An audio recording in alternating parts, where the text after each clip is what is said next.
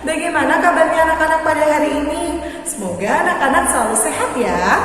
Baik anak-anak, untuk mengawali pembelajaran pada hari ini, marilah bersama-sama mengucap basmalah.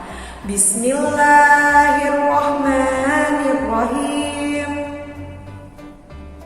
Baik anak-anak, hari ini kita akan belajar tematik, tema 7, subtema 3. Sebelum kita mulai pembelajarannya, Bunda Desta ingin mengajak anak-anak untuk bernyanyi bersama Bunda Desta.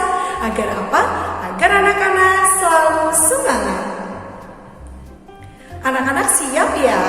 1, 2, 3. Karena ada virus corona, sekarang kita sekolah di rumah. Tetap semangat untuk belajar, mengerjakan tugas dari Bu Guru. Hai corona, cepatlah pergi. Aku rindu sekolahku dan teman-temanku. Hai corona, cepatlah pergi. Aku rindu sekolahku dan teman-temanku. Wah, kelihatannya anak-anak Bunda Desta sudah semangat nih untuk mulai belajar. Baik anak-anak, jangan lupa untuk menyiapkan buku tematik tema 7. Lalu siapkan juga alat tulis dan buku tulisnya.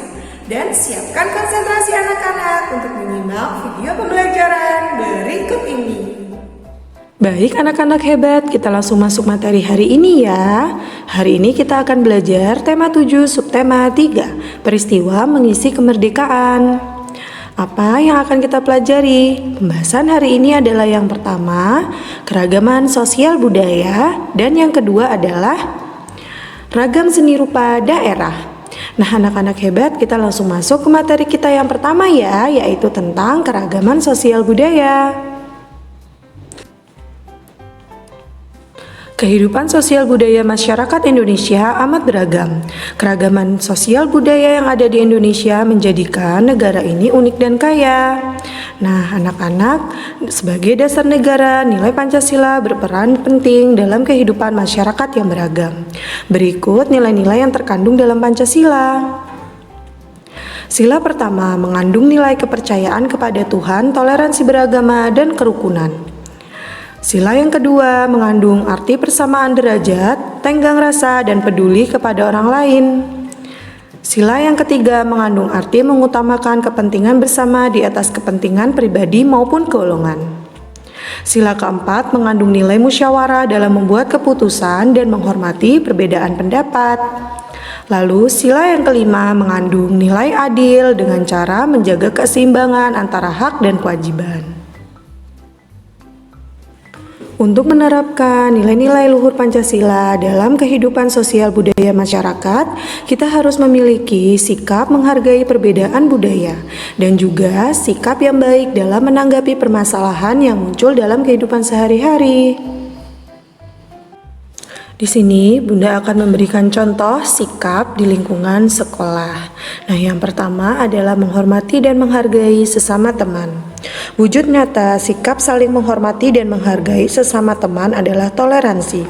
Toleransi merupakan sikap dan perilaku yang mau menerima perbedaan. Lalu yang kedua adalah menolong teman tanpa membedakannya. Wujud nyata sikap saling menolong teman dapat ditunjukkan dengan membantu teman yang kesulitan belajar, menengok teman sekolah yang sakit, dan meminjamkan buku ke teman. Lalu selanjutnya yang ketiga adalah menumbuhkan semangat persaudaraan. Bertikai hanya memperbanyak musuh, bertikai hanya menambah kesulitan, bertikai tidak ada untungnya. Perlakukan teman layaknya saudara dengan saling membantu, saling memaafkan, dan saling mengingatkan. Baik anak-anak, itu tadi adalah penjelasan sikap yang harus kita miliki di lingkungan sekolah agar terciptanya lingkungan yang rukun dalam keragaman. Namun, dalam kehidupan sehari-hari terkadang ada saja perbedaan pendapat yang muncul. Perbedaan pendapat adalah suatu hal yang biasa dan sudah semestinya tidak dijadikan masalah. Musyawarah mufakat merupakan salah satu contoh sikap yang baik dalam menyikapi perbedaan pendapat yang muncul. Nah anak-anak, bagaimana anak-anak sudah paham dengan materi kita yang pertama? Oke anak-anak, kita lanjut ya ke materi kita yang kedua, yaitu tentang ragam seni rupa daerah. Seni rupa daerah adalah seni rupa yang terdapat di berbagai daerah di Indonesia. Seni rupa daerah dapat juga disebut seni rupa tradisional karena dikerjakan secara turun-temurun di suatu daerah. Karya seni rupa daerah berkaitan dengan bahan baku dan alat yang tersedia di daerah tersebut, misalnya tanah liat, bambu, logam, kayu jati, dan sebagainya. Hal tersebut menjadikan seni rupa khas dan unik untuk masing-masing daerah. Misalnya, contohnya adalah seni ukir perabotan dari Jepara, seni batik dari daerah Jawa, dan seni tenun dari Sumatera. Seni rupa daerah dapat berupa seni lukis, seni patung, dan seni kriya atau kerajinan. Nah, di sini Bunda akan menjabarkan satu persatu ya anak-anak. Yang pertama, seni lukis daerah. Seni lukis merupakan bentuk seni rupa yang dituangkan pada media dua dimensi seperti kertas, kanvas, kain, kaca, dan sebagainya. Seni lukis daerah mengandung nilai budaya yang berkembang di daerah tersebut. Selanjutnya adalah seni patung daerah. Seni patung merupakan karya seni berbentuk tiga dimensi. Seni patung dapat dibuat dari bahan lunak maupun keras. Selanjutnya adalah seni kriya. Seni kriya merupakan kerajinan dalam membuat benda-benda pakai dengan mengandalkan keterampilan tangan. Seni kriya disebut juga dengan kerajinan. Banyak sekali contoh penggunaan seni rupa daerah pada benda-benda yang kita pakai sehari-hari. Nah, di sini Bunda punya contohnya ya anak-anak, silakan perhatikan tabel berikut. Salah satunya adalah batik yang berasal dari daerah Jawa dengan bahan dasar kain dan kegunaannya sebagai pakaian. Yang kedua ada anyaman bambu, asal daerahnya dari Jawa. Bahan dasarnya adalah bambu, kegunaannya adalah sebagai dinding rumah. Nah, bagaimana anak-anak untuk materi kita yang kedua? Anak-anak sudah paham? Hebat! Nah, sekarang ini adalah tugas untuk anak-anak di rumah. Silahkan anak-anak mengerjakan tugas pada buku tematik tema 7 subtema 3 halaman 181 sampai 182. Kerjakan di buku paket ya. Bunda yakin semua anak-anak pasti bisa mengerjakan karena di teladan semua anak itu hebat. Sekian materi dari Bunda Desta. Baik anak-anak, itu tadi materi tematiknya. Bagaimana anak-anak Bunda? Paham kan? Bunda yakin semua anak-anak pasti paham karena di teladan semua anak itu hebat.